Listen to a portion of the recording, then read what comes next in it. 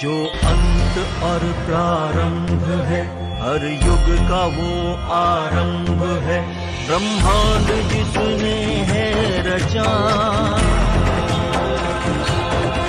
संसार जिसमें है बसा, ये कथा देवकी नंद की।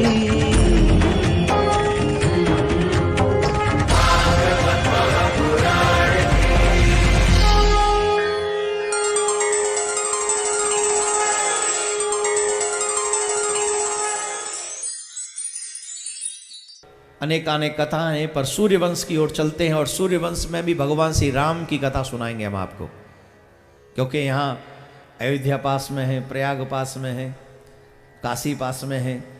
तो आइए पहले मानस की चौपाई आप मेरे साथ गाएंगे, राम जी से जुड़े। और नौजवान बच्चों को मैं राम जी की वो कथा सुनाना चाहूंगा जिससे आपको बहुत कुछ सीखने को मिलेगा। पहले मानस की चौपाई मेरे साथ गुनगुनाएंगे प्रेम से, बैठे बैठे अपने स्थान पर। हो तब धरे प्रभु विविध शरीरा,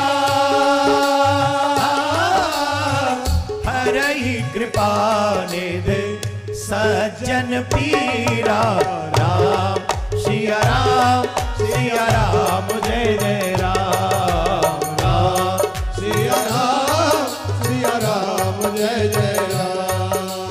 मैं देख रहा हूं अभी भी काफी लोग ताली नहीं बजा रहे हैं। बताता हूं, सुनो सुनो, ताली बजाने से मिलता क्या है।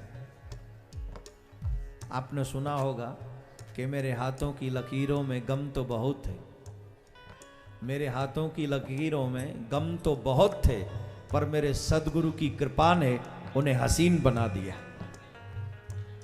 जब हमारे हाथों की लकीरों में गम है, दुख है, मुसीबत है, तो जब हम भगवान के आगे ताली बजाते हैं, कीर्तन में ताली बजाते हैं, तो बुरी रेखा मिटती है और अच्छी रेखा क्या होता है, उभरती है, बनती है। तो जिन जिन को अपनी बुरी रेखा मिटानी हो सिर्फ वही ताली बजाएं, बाकी के लोग आनंद से बैठकर राम सिया राम, सिया राम जय जय राम।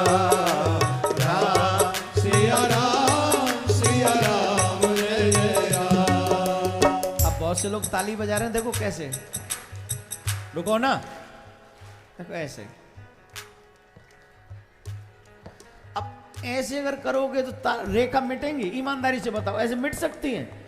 छुआ तो थोड़ी चोट तो पहुंचा, तभी न मिटेंगी। मेहनत कर जोर से।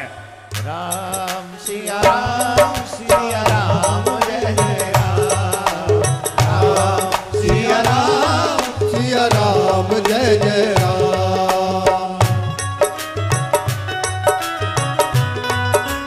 हरि बोल।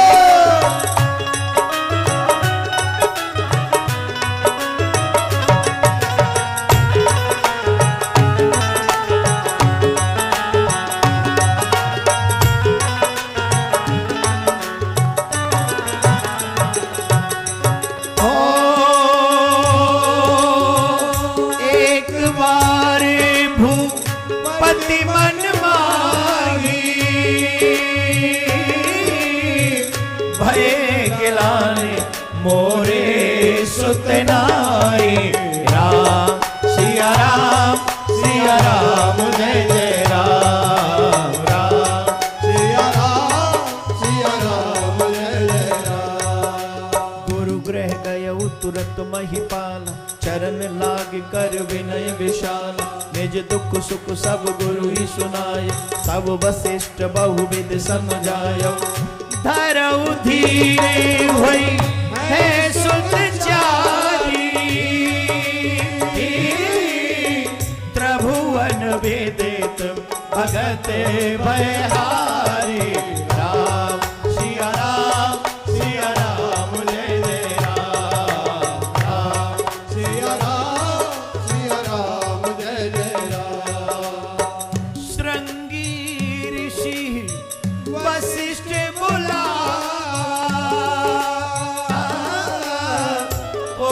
काम की करावा राम सिया राम जय जय राम सिया राम जय जय राम। सुनो रे राम कहानी, सुनो रे राम कहानी, सुनो रे राम कहानी, सुनो रे राम कहानी, सुनो रे राम कहानी, सुनो रे राम कहानी, सुनो रे राम कहानी, सुनो रे राम कहानी।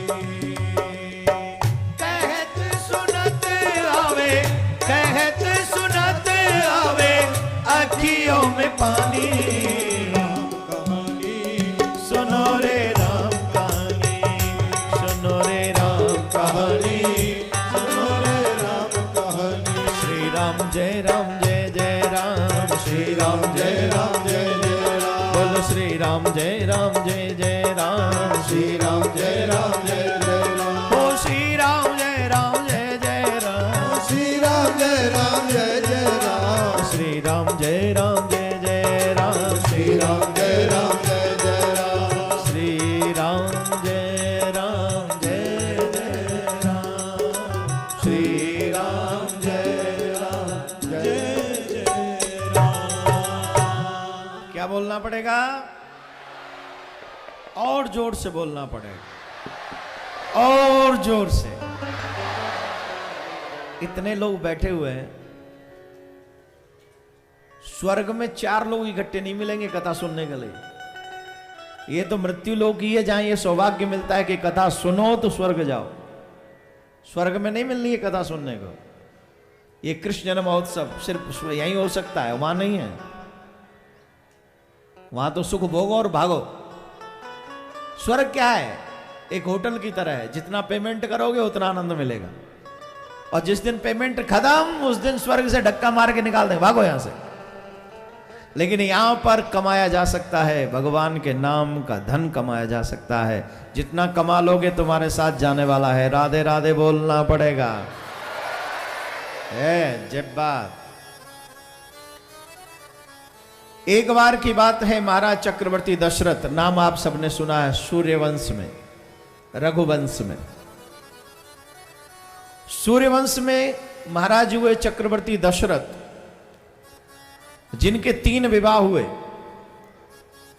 और 3 विवाह, बड़ी रानी का नाम कौशल्या, कैकेयी और सुमित्रा।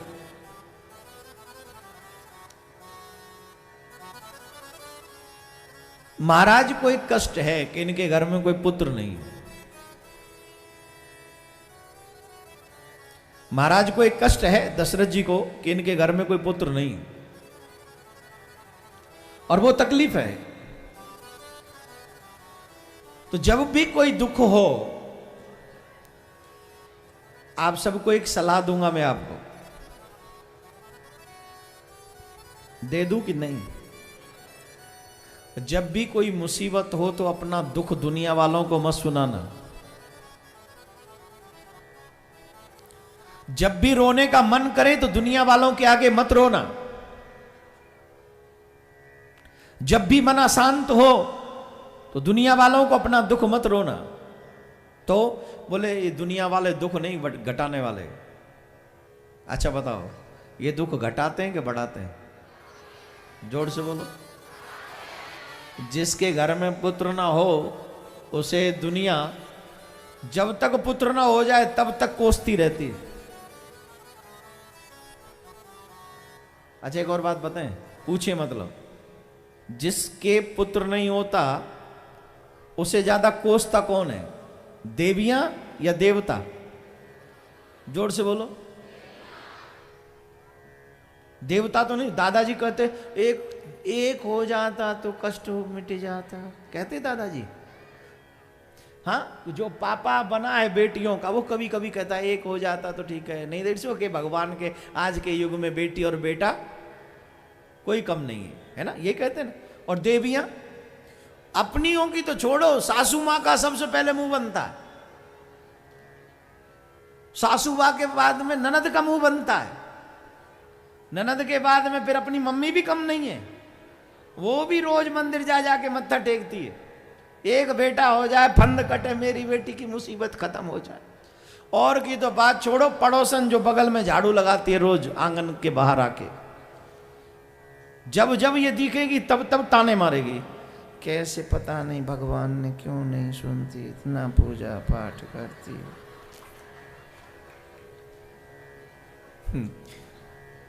जरूर सुना के जाएगी, तब जाएगी। उसकी झाड़ू झाड़ू लगाने के लिए नहीं आती है वो ये सुनाने के लिए रोज आती है। एक बार भगवान सुन ले इसके भी विचार, हमारा भी पड़ोस निहाल हो जाएगा।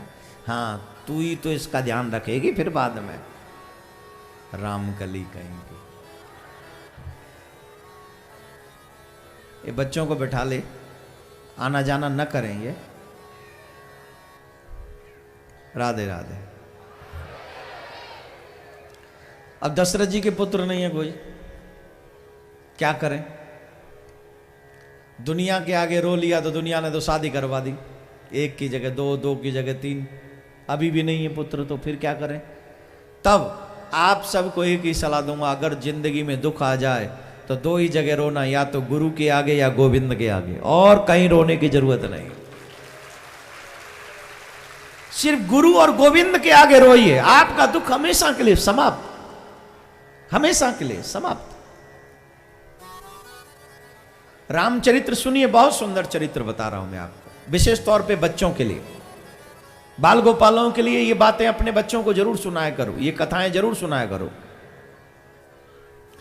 दशरथ जी महाराज गए गुरुदेव के पास में, उनके चरणों में सर रखकर रोने लगे। गुरुजी ने पूछा, बेटा क्यों रोते हो, क्या हुआ? बोले, गुरुदेव बहुत दुखी हूं, भगवान ने मुझे सब कुछ दिया है पर एक दुख भी दिया है। क्या दुख है? संसार में गृहस्थ में चले जाओ तो 4 सुख हैं। पहला सुख निरोगी काया, शरीर में कोई रोग ना हो। दूजा सुख घर में हो माया, थोड़ी लक्ष्मी भी घर में हो।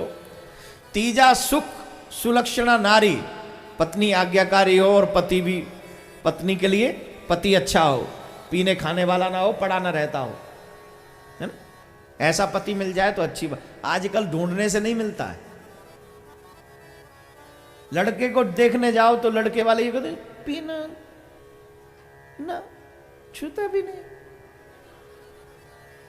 छूता नहीं महाराज, जानता भी नहीं है क्या क्या नाम है। और पता चलेगा तो जिस दिन शादी हो रही उस दिन पी के ही बैठा है घोड़ी पे। मैं तो बहन बेटियों को कहूंगा कि अगर ऐसा हो तो तुरंत मना कर दो कि शराबी के साथ हम विवाह नहीं करेंगे, भगाओ यहां से इसको, खाली हाथ लौटा। और जितने भी लड़कियों के माँ बाप हैं, भाई हैं, उनसे प्रार्थना करूंगा, चाहे तुम्हारा जमाई कम पैसे कमाता हो, लेकिन तुम्हारा जमाई, तुम्हारा यह सपना होना चाहिए कि तुम्हारा जमाई शराब न पीता हो, जुआ न खेलता हो और बुरे व्यसनों में न पड़ा हो, वो अपने माँ बाप की इज्जत करता हो। ऐसा जमाई अवश्य ढूंढना, अपनी बेटी के लिए ऐसा वर ढूंढना। आजकल सबसे ज्यादा पता है क्या, कितना कमाता है?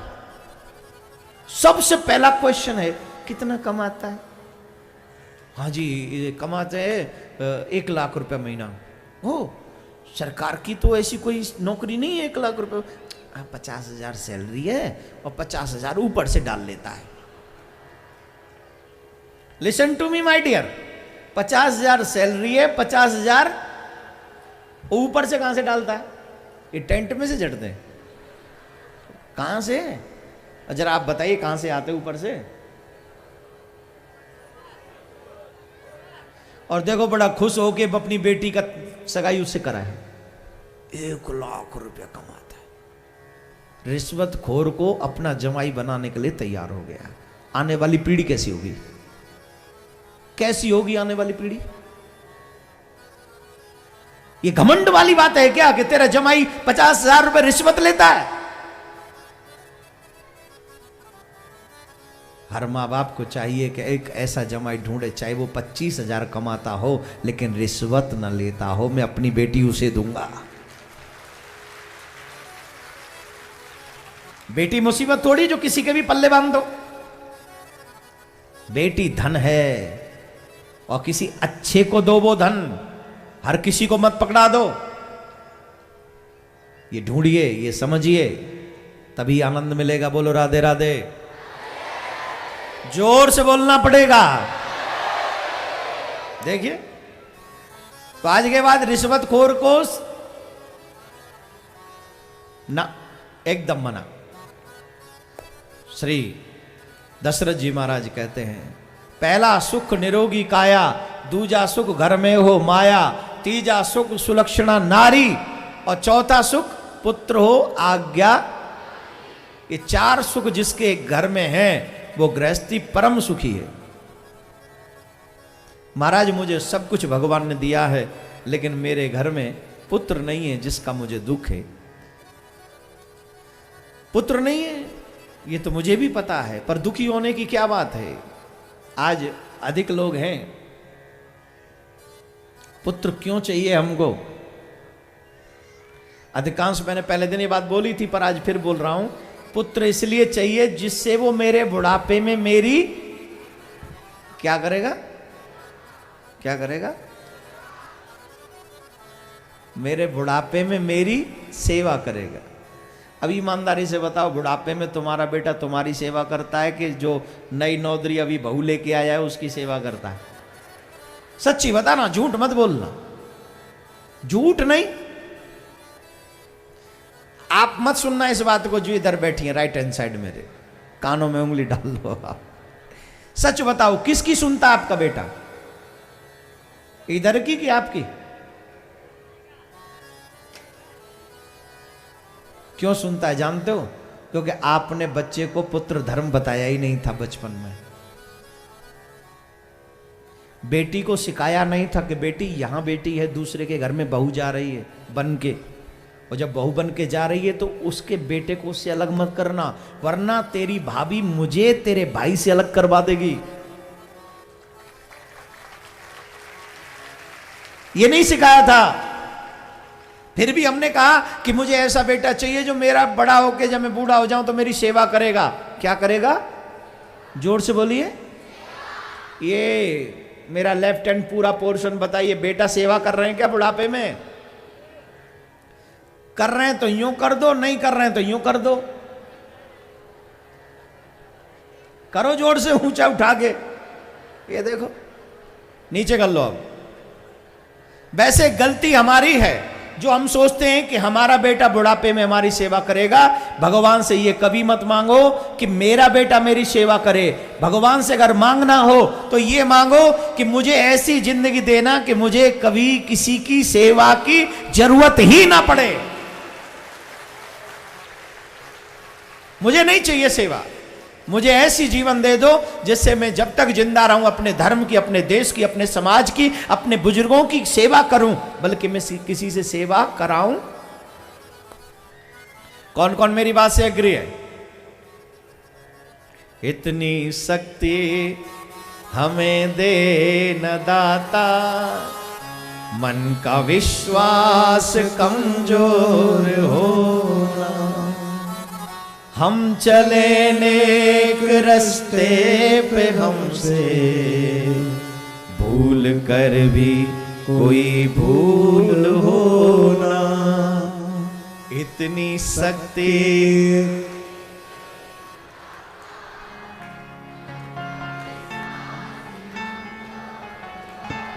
जोर से।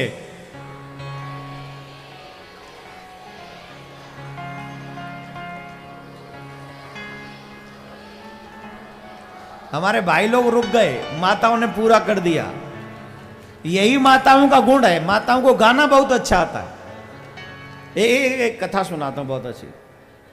एक पंडित जी ऐसे ही कथा सुना रहे थे जैसे हम सुना रहे हैं। तो पंडित जी ने कीर्तन शुरू किया। काली मर्दन कंस निकंदन, देवकी नंदन तू है शरणम। बस। कौन सा कीर्तन हो रहा था? काली मर्दन कंस निकंदन, देवकी नंदन तू है शरणम। अब एक माता जी कथा सुनने आई, और वो जो माता जी कथा सुनने आई उनके पति का नाम था देवकी नंदन। वो हमारे ही नाम राशि थे कोई है? तो उनके, ओहो, मैं अपनी की बात नहीं सुना रहा हूं, जो सुनने गई थी वहां का एक ही देवकी नंदन थोड़ी है, बहुत देवकी नंदन है। तो वहां एक देवी जी आई थी, उनके पति का नाम देवकी नंदन था। तो हमारे यहाँ नियम है कि अपने पति का नाम, जो भारतीय सभ्यता में भी यकीन करते हैं, वो अपने पति का नाम नहीं लेती ना। और गांव में तो बिल्कुल भी नहीं लेती होंगी, पक्का लेती गांव में। गांव में ले ली तो सास पूरा पाठ पढ़ा देगी, हाँ पूरा छोड़ेगी नहीं, नहीं कभी, तो नहीं लेती नाम। तो अब पंडित जी कीर्तन करवा रहे हैं, तो देवी क्या करती थी, काली मर्दन कंस निकंदन। और जब वो आता था ना देवकी नंदन, तो वो वहां चुप हो जाती थी और बाद में कहती थी तू शरणम। पहले श्रोता इतने तो आते नहीं थे, पीछे तक कम ही श्रोता आते थे। तो पंडित जी ने पहचान लिया देवी बीच में रुक रही है, तो पंडित जी ने कहा जो बीच में रुकेगा मौन होगा उसे पाप लगेगा। अच्छा, तो फिर पंडित जी ने कीर्तन किया, काली मर्दन कंस निकंदन देवकी नंदन तू शरणम। देवी जी ने शुरू किया, काली मर्दन कंस निकंदन तू शरणम। देवियों की एक विशेषता, इन्हें कोई गाना आए या ना आए, अप टू एंड पूरा कंप्लीट करती हैं, शुरू और एंड में पहुंची जाती हैं, चाहे इनको कुछ ना आए, देख लो। और गांव की माताओं का तो मैं बहुत बड़ा मुरीद हूं, क्या गजब की गायकी है, घूंघट कर लेती हैं, पता ही नहीं कि कहां जा रहा है, और भजन पूरा हो जाता है। ऐसा नहीं भजन अधूरा नहीं छोड़ती हैं, घूंघट करके भजन पूरा ही है। जैसे अभी किया, काली मर्दन कंस निकंदनम तू शरणम। पंडित जी ने कहा ये बीच में जो ट्यूनिंग कर रही है महापाप लगेगा। अरे बड़े गड़बड़ हो गई, मौन रहे, अगर मौन रहे तो पाप लगेगा, ट्यूनिंग कर दें तो महापाप लगेगा। अब बेचारी बड़ी अपसेट हो गई। पंडित जी तो जैसे आज मेरे लिए कथा कर रहे। फिर कहा, काली मर्दन कंस निकंदन देवकी नंदन तू शरणम। देवी ने कहा, काली मर्दन, मौन भी नहीं रहना है, कंस निकंदन ट्यूनिंग भी नहीं करनी है। अब क्या करूं, दोनों में, एक में पाप है एक में महापाप है। देवी टेंशन में आ गई, पर देवियों के पास एक से एक गजब की युक्ति होती है। पुरुष लोग तो वहां तक भटक भी नहीं पाते जितना ये लोग निकाल के निकल जाती हैं। सच बता रहा हूं मैं, बड़ी गजब की युक्ति। गायन विद्या तो सरस्वती माँ से मिलती है ना, तो माँ तो इनके पास जल्दी आती, कितनी भी कंठ अच्छा होता है इनका। देवी ने बड़ा अच्छा, काली, ध्यान से सुनना, मर्दन कंस निकंदन। पंडित जी कह रहे हैं, देवकी नंदन तू शरणम। देवी जी बोली, काली मर्दन कंस निकंदन चंपो के चाचा तू शरणम।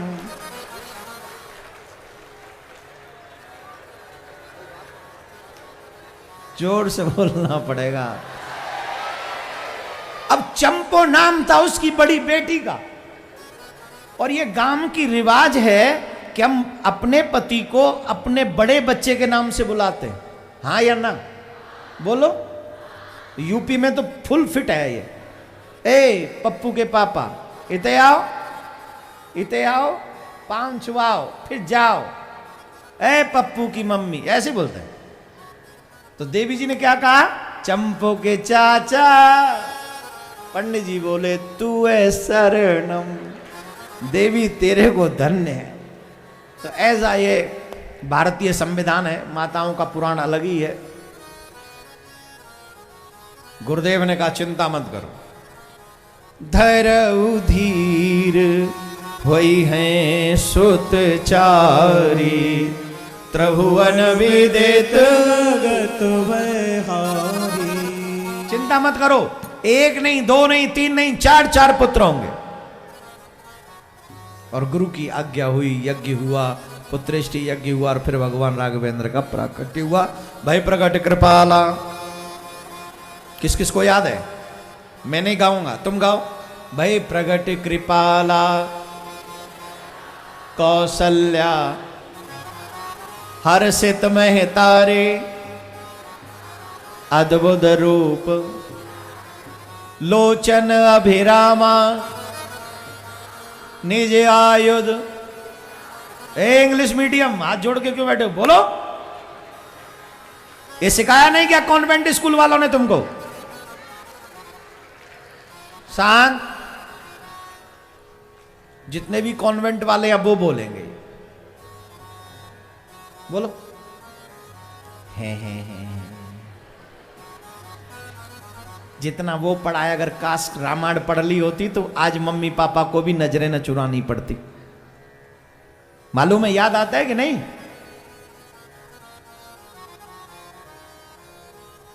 नहीं याद? चलो रहने दो भाई। प्रगट कृपाला दीन दयाला कौशल्या हितकारी, हर्षित में तारी मुनि मनहारी अद्भुत रूप विचारी। लोचन अभिरामा तन घन श्यामा निज आयुध भुजचारी, भूषण वनमाला नयन विशाला शोभा सिंधु खरारी। कह दो कर जोरी स्तुति तोरी, की विधि करो अनंत, माया गुण गहना तीत अमान, वेद पुराण वनंत, करुणा सुख सागर सब गुण आगर, जी गावे श्रुति संता, सो मम हित लागी जन अनुरागी, भयउ प्रगट श्री। दोनों हाथ जोड़िए सब।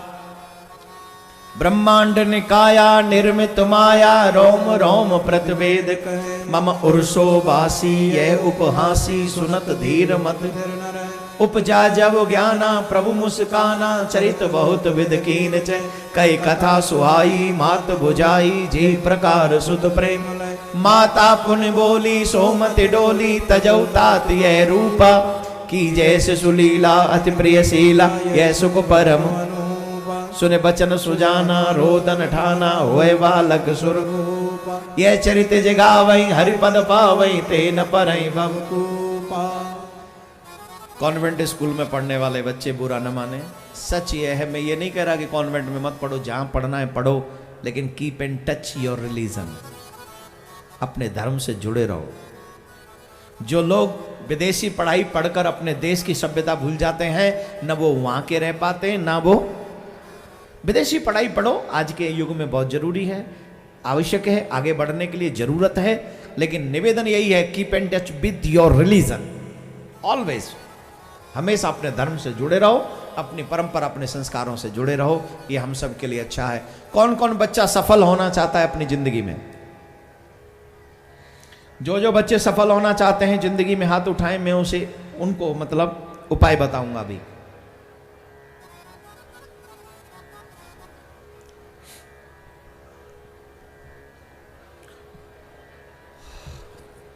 और जो हाथ नहीं उठा रहे हैं वो अप्लाई नहीं करेंगे इन सब चीजों को जो मैं बताने जा रहा हूं, तुम्हें कसम लगे।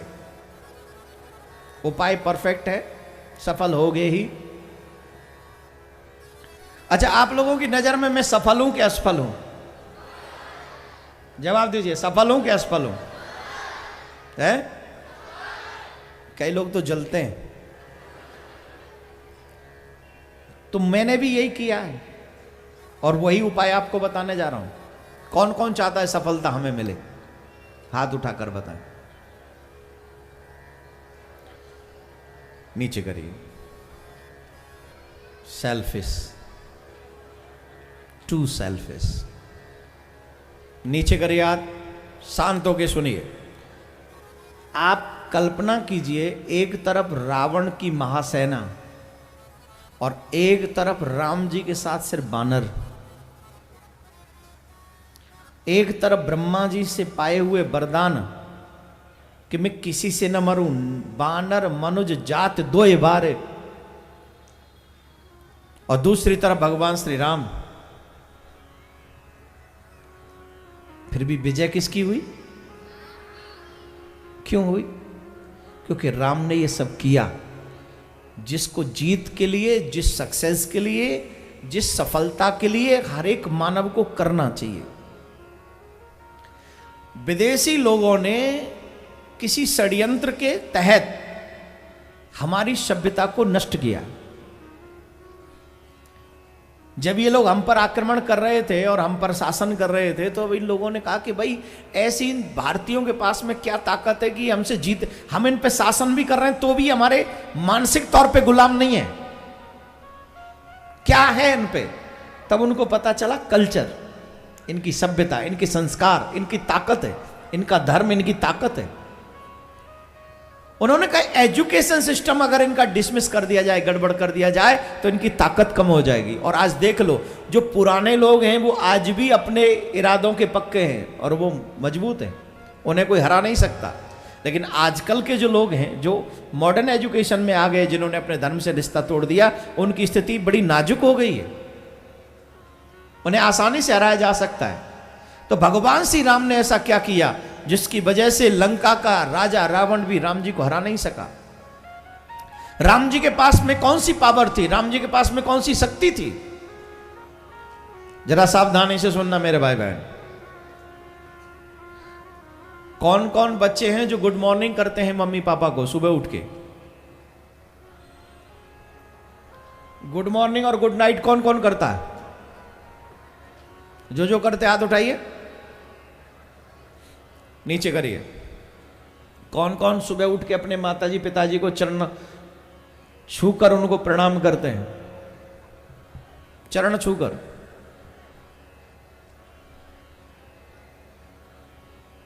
नीचे करिए। यही है सफलता का राज। इस बात से भी शिक्षा न मिले तो एक शिक्षा और लो। एक सर्रू के पेड़ को देखो और एक आम के वृक्ष को देखो। झुका हुआ कौन सा वृक्ष होता है? जोर से बोलिए। क्यों? क्योंकि उसमें गुण है, वो फल भी देता है और वो झुका हुआ भी है। लेकिन बड़े भये तो क्या भये, जैसे पेड़ खजूर, इतना ऊंचा है, न झुके न कुछ हो, हवा भी आए तो पहले बड़े गिरते हैं सबसे पहले। यही स्थिति है, जो बच्चे अपने धर्म का, अपने माँ बाप का आदर नहीं करते, वो खजूर के पेड़ की तरह हैं, और जो झुकना जानते हैं वो आम के वृक्ष की तरह हैं।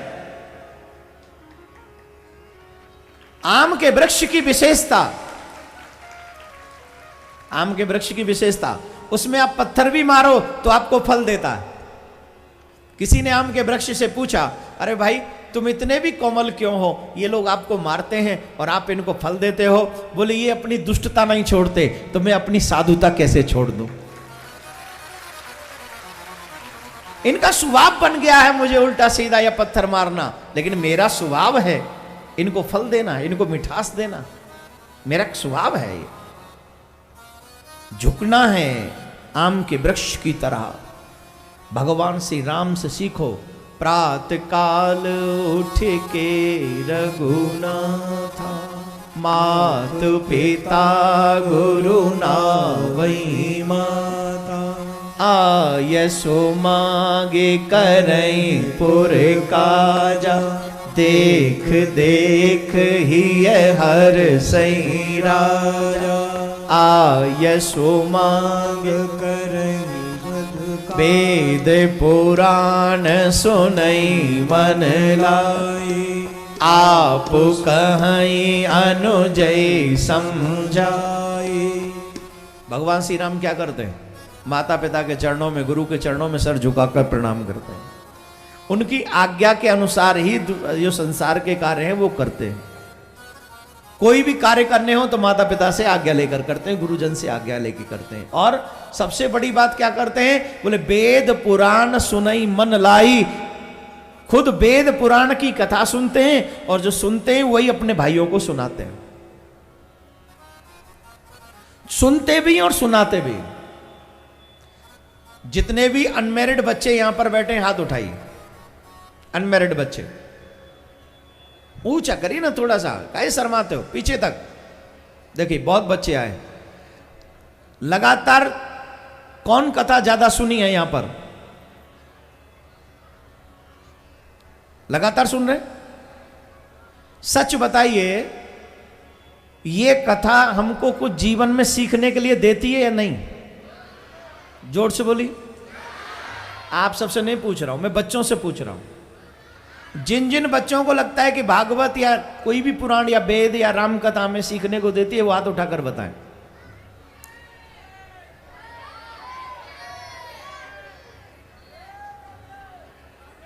नीचे करो। और जिनको लगता है कि नहीं देती है, वो हाथ ऊपर करो। ये कुछ सिखाती नहीं कथा।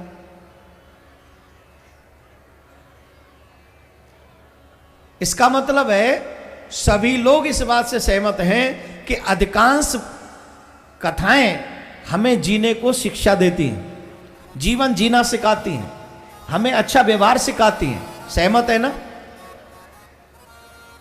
अब जिन्होंने सुनी नहीं, उन्हें भागवत क्या दिखाएगी? उन्हें राम कथा क्या सिखाएगी? जो कभी जाते ही नहीं, जिन्होंने कभी कोशिश ही नहीं की। स्वयं भगवान वेद और पुराणों की कथा सुनते हैं और अपने भाइयों को भी सुनाते हैं।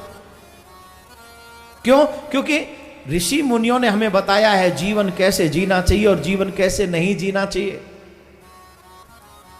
माता पिता के चरणों में सर, आप लोग यहां गांव में रहते हो, जब कोई बच्चा नाती बेटा अपने माता पिता दादी दादा के आगे सर झुकाता है, प्रणाम करता है, तो दादी दादा से सुनो कितने लंबे चौड़े आशीर्वाद मिलते हैं।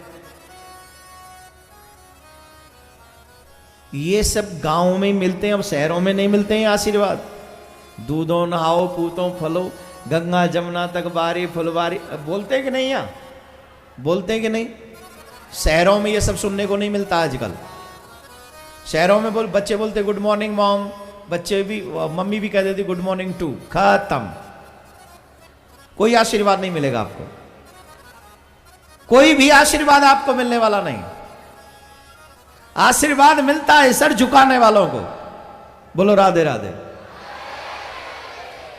जोर से बोलना पड़ेगा, और जोर से बोलना पड़ेगा। माता पिता की सेवा करना, उनका आदर करना। आज भी श्रवण कुमार का नाम इस भारत में जग जाहिर है, दुनिया जानती है। अपने माता पिता की आज्ञा का उल्लंघन नहीं किया, धर्म के विरुद्ध कोई आचरण नहीं किया।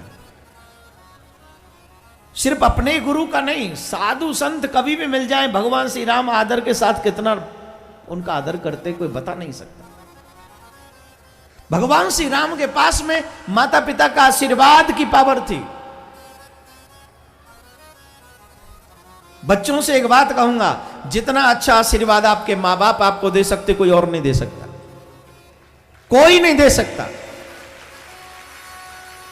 एक बात और कहूंगा बच्चों से, इस संसार में अगर तुम्हारा भला कोई कर सकता है, सबसे ज्यादा भला, तो तुम्हारे मां बाप कर सकते, कोई और नहीं कर सकता। उन मां बाप को अपमानित करके अगर आप सोचे कि आपकी जिंदगी अच्छी हो जाए, उन्हें इग्नोर करके, उनकी इंसल्ट करके अगर आप सोचे कि आपकी जिंदगी अच्छी हो जाए, तो आई एम सॉरी टू से you never be happy in your life. आप कभी खुश नहीं रह सकते, कभी भी नहीं, क्योंकि खुशी के आशीर्वाद तो माँ बाप और भगवान और गुरु ही देते हैं। संसार तो शोषण करता है आपका, कोई आपके बचपन का, कोई आपके नॉलेज का, कोई आपके जवानी का, कोई आपके रूप का, कोई आपके धन का शोषण करता है, कोई आपके पद का शोषण करता है। लेकिन माँ बाप और ये गुरु और ये महात्मा, ये जो धर्म है, ये शोषण नहीं करता, ये तुम्हें आगे बढ़ने का आशीर्वाद देता है। भगवान श्री राम ने यज्ञ की रक्षा की, विश्वामित्र जी के साथ में गए और फिर जनकपुर में पहुंचे, और जनकपुर में जब पहुंचे तो धनुष तोड़ा भगवान श्री राम ने। जो धनुष किसी से नहीं टूटा, वो धनुष भगवान श्री राम ने तोड़ दिया। और आप ही की भाषा में एक बहुत प्यारा भजन है, वो राम जी को ससुराल में गाली पड़ी। ससुराल ही ऐसी ऐसी जगह है जहां गाली किसी को भी पड़ती है, राम जी को भी पड़ी। वैसे ससुराल एक अलग ही जगह है। राम जी ने धनुष तोड़ा, सुनोगे प्रसंग? 2 मिनट सुनिए, बड़ा अच्छा है। राम जी ने धनुष तोड़ा और राम जी धनुष तोड़ के ऊंचे सिंहासन पर खड़े हो गए। सीता मैया गई, हाथ में जयमाल लेकर गई, जयमाल ऊपर की, और राम जी जहां खड़े हैं वो सिंहासन ऊंचा है, सीता जी जहां खड़ी हैं वो पृथ्वी है। अब हाथ में माला है तो माला पहनाए कैसे, और जब तक माला पहनाए नहीं तो घर वापस जाएं कैसे। तो राम जी की छोटी छोटी साली और सरेज थी वहां। जब पहली बार जीवन में जीजा जी सुनो ना तो बड़ा अच्छा लगता है, नहीं पहली बार। और पहली बार भी जीजा जी अगर साली कहे तो फिर कहना ही क्या है? ये जितने भी बैठे सब अनुभव ले चुके हैं, ये बुजुर्ग जितने भी है। पुराने दिन याद आ गए जब उस समय तो घोड़ी भी होती थी कि नहीं, पता नहीं कैसे जाते होंगे 50-60 साल पहले जब आप दूल्हा बन कर गए थे। जी जा जी पहला ऐसा रिश्ता है जिसमें 3-3 जा है। जी जा जी, पर आजकल के बच्चों ने एक जी निकाल दिया है। आजकल के जो मॉडर्न बच्चे हैं उन्होंने एक जी क्या कर दिया आजकल बच्चों ने, ये शॉर्टकट करते ना, लॉन्ग इन्हें पसंद नहीं, इनकी हर चीज शॉर्ट है।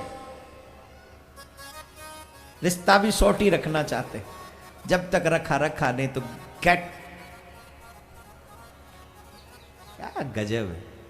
जीजू, आजकल वो जीजा जी नहीं रहे जो आपके जमाने में जीजा जी थे, हमारे जमाने में अब वो जीजू हो गए। जीजू आए कि नहीं, और आगे की जी और जाने वाली है बहुत जल्दी। अब क्या बचेगा वो देख लीजिए। तो जो राम जी की साली सरेस थी बोली, जीजा जी झुक जाइए ना, हमारी दीदी बहुत छोटी हैं। और जैसे ही कहा जीजा जी, राम जी के हृदय में एकदम ये निराकार ब्रह्म आज साकार बन के आया। और जीजा जी सुनने को मिल रहा, निराकार ब्रह्म बोले भाई गजब हो गया, इस जीजा में जितना आनंद है वो निराकार बनने में कोई आनंद नहीं है। ये जीजा में कितना आनंद है भाई, बहुत आनंद है इसमें जीजा में। तो ओहो, रसगुल्ला फूटा एकदम राम जी के हृदय में, जब बहुत बड़े वाला कोलकाता वाला वो यूं बड़ा पूरा रसगुल्ला जीजा जी। पर राम जी झुके नहीं। क्यों नहीं झुके? बोले मर्यादा है। और सीता मैया ने लक्ष्मण की तरफ इशारा किया आंखों ही आंखों में, लक्ष्मण मेरी मदद करोगे? बोले हाँ मां आज्ञा करो, प्राण भी न्यौछावर कर दो। बोले लक्ष्मण एक काम करो, देखो मैंने सुना है तुम शेष अवतार हो। बोले हाँ मां आपने सच सुना है। हे शेष के अवतार मुझे दे दे सहारा, भूलूंगी नहीं जीवन भर उपकार तुम्हारा। बोले मां आज्ञा तो करिए आप। कुछ देर के लिए लखन पृथ्वी को उठा ले। शेष अवतार हो? बोले हाँ। तो ये पृथ्वी तुम्हारे मस्तिष्क पे टिकी है? बोले हाँ। तो हो गया काम। क्या? कुछ देर के लिए लखन पृथ्वी को उठा ले, ये भाभी तेरे भैया को जयमाल पहना दे, ये भाभी तेरे भैया को जयमाल पहना दे। हे लक्ष्मण थोड़ी देर के लिए पृथ्वी उठा लो, जिससे जब ये पृथ्वी उठेगी तो मैं जयमाल तुम्हारे भैया के गले में। लक्ष्मण जी बोले हो गया काम। पहली बार माता जी ने आज्ञा दी, अब वो भी ऐसी आज्ञा दी, बोले पृथ्वी उठा लो। अब पृथ्वी उठाना कोई बड़ी बात नहीं है, पृथ्वी तो मेरे ही मस्तिष्क पे है, उठा भी लूंगा। लेकिन पृथ्वी उठा भी लूं तो भी तो समस्या का समाधान नहीं हो रहा है। पृथ्वी उठेगी तो सारी उठेगी, और सारी उठेगी तो राम जी का वो सिंहासन भी उठेगा, और राम जी का सिंहासन भी उठेगा तो आप भी वहीं और राम जी का सिंहासन भी वहीं। समस्या का समाधान होने वाला। लेकिन पहली बार माता जी ने आज्ञा दी है, और लक्ष्मण जैसा भक्त पालन न करे। हे मेरे भाई बहन, भाभी और देवर का संबंध सिर्फ हंसी मजाक का नहीं है। ये भाभियां भी बड़ी और देवर भी बड़े, ऐसी ऐसी गंदी मजाक करते हैं, शर्म आ जाए किसी संस्कारी बच्चे को। भाभी और देवर का संबंध कैसा होना चाहिए? सीता और लक्ष्मण के संबंध से सीखो। लक्ष्मण जी ने कभी मां के अलावा कुछ नहीं कहा, मेरी भाभी मां। मेरी माँ है। माता रामो मत पिता रामचंद्र। मेरे जो माँ है, पिता है राम है और सीता मैया है। लक्ष्मण से सीखो। सिर्फ भाभी हंसी मजाक का भी एक साधन नहीं है, आदर करना सीखो अपनी भाभी माँ का। लक्ष्मण से सीखो। पहली बार मेरी माँ ने मुझे आज्ञा दी है और अगर इसमें इसका पालन नहीं करूं तो अच्छा नहीं होगा। लक्ष्मण ने युक्ति निकाली। ए यंगस्टर्स, कॉन्वेंट स्कूल वालों, सीखो लक्ष्मण से बड़े भाई की रिस्पेक्ट कैसे की जाती है। राम जी के पास गए लक्ष्मण खड़े होकर और जाकर क्या किया, श्री राम जी के चरणों में यूं प्रणाम कर दिया, प्रणाम कर दिया। अब राम जी सोचे हम धनुष तोड़े हैं और लक्ष्मण से हमसे खुश हो रहे हैं तो हमको प्रणाम करने आए हैं। It's okay, god bless you. Ram ji बोले खुश रहो, पर जे का प्रणाम,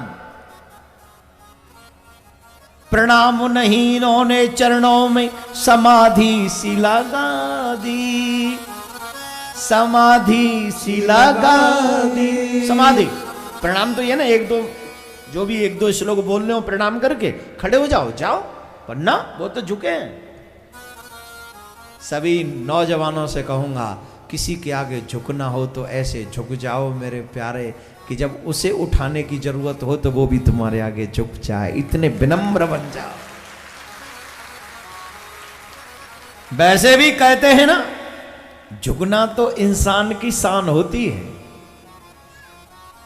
शेर अर्ज किया है, कर दूं अर्ज? वो तो करो जो अर्ज करने से पहले करते हैं, वाह वाह वाह वाह, हाँ करो। एक अर्ज किया है,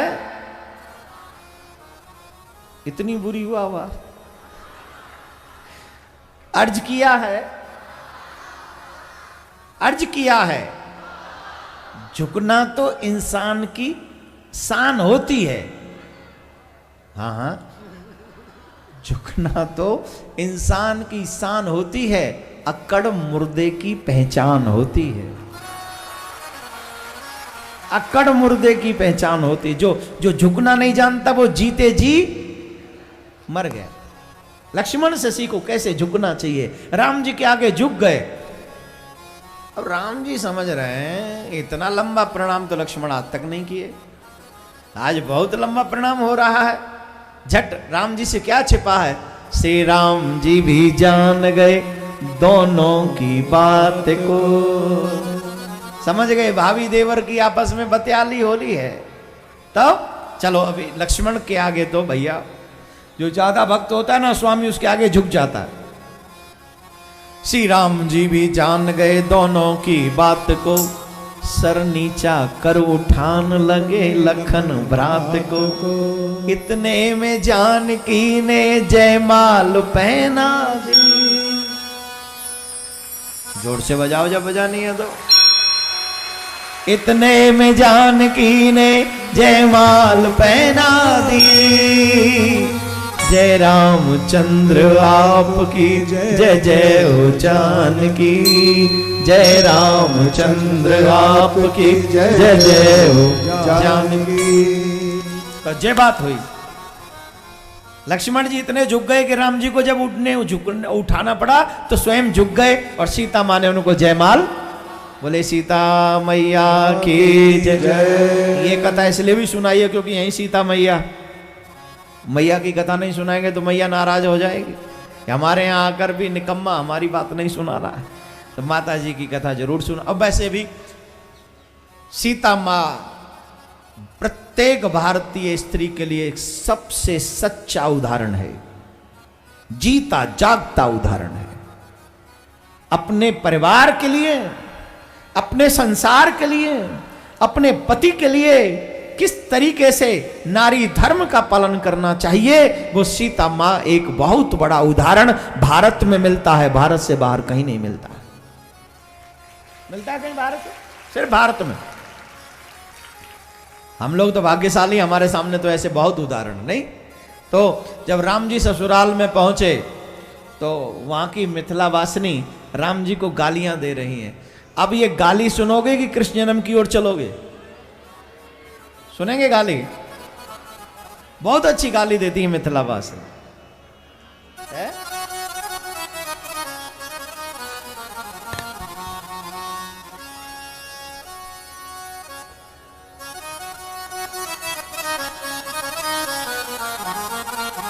लोगवा देत काहे गारी बता दे बबुआ, लोगवा देत काहे गारी बता दे बबुआ, लोगवा देत काहे गारी बता दे। राम जी से पूछे, राम जी से पूछल, राम जी से पूछल जनकपुर के नारी बता दे बबुआ, लोगवा देत काहे गारी बता दे बबुआ, लोगवा देत काहे गारी बता दे बबुआ। ये आप ही के यहाँ की भाषा है ना ये। लोगवा देत काहे गारी बता दे बबुआ, लोगवा देत काहे गारी बता दे बबुआ। ओ राम जी से पूछल, राम जी से पूछल जनकपुर के नारी बता दे बबुआ, लोगवा देत काहे गारी बता दे बबुआ, लोगवा देत काहे गारी बता दे बबुआ।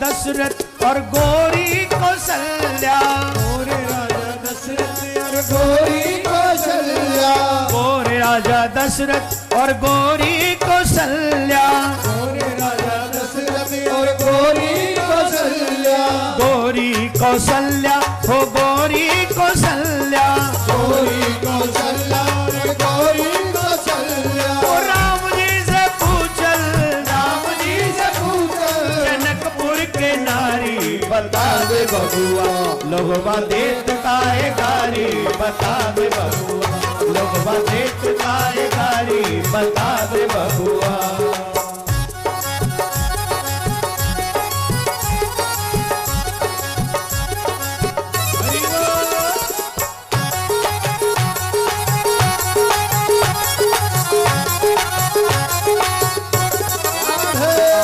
तोहरा से पूछे ओ धनुषधारी, तोहरा से पूछे ओ धनुषधारी, तोहरा से पूछे ओ धनुषधारी, तोहरा से पूछे ओ धनुषधारी। एक भाई गोर काहे, एक भाई गोर काहे, एक भाई गोर काहे, एक भाई गोर काहे, एक काहे कारी बता दे बबुआ, लोगवा देत काहे गारी बता दे बबुआ, लोगवा देत काहे गारी बता दे बबुआ। ओ राम जी से पूछल, राम जी से पूछल जनकपुर के नारी बता दे बबुआ, लोगवा देत काहे गारी बता दे बबुआ, लोगवा देत काहे गारी बता दे बबुआ। राधे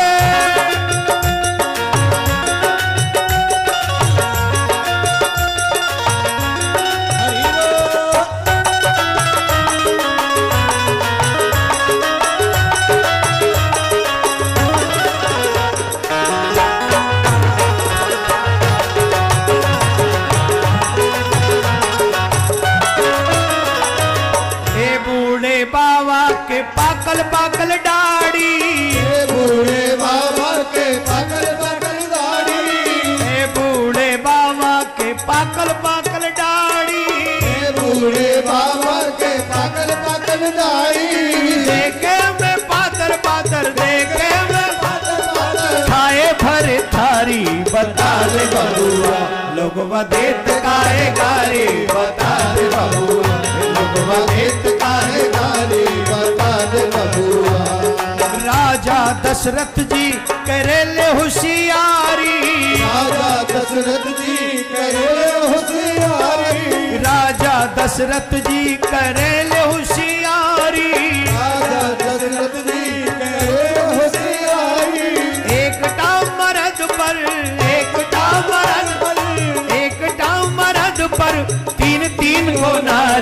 बता दे बबुआ, लोग बदेत काहे गारी, बता दे बबुआ, लोग बदेत काहे गारी, बता दे बबुआ। ओ राम जी से पूछल जनकपुर के नारी, बता दे बबुआ, लोग बदेत काहे गारी, बता दे बबुआ, लोग बदेत काहे गारी, बता दे बबुआ, लोग बदेत काहे गारी, बता दे बबुआ, लोग बदेत काहे गारी, बता दे बबुआ। बैठ जाओ जनकपुर की हो, बड़ा उपकार किए हो।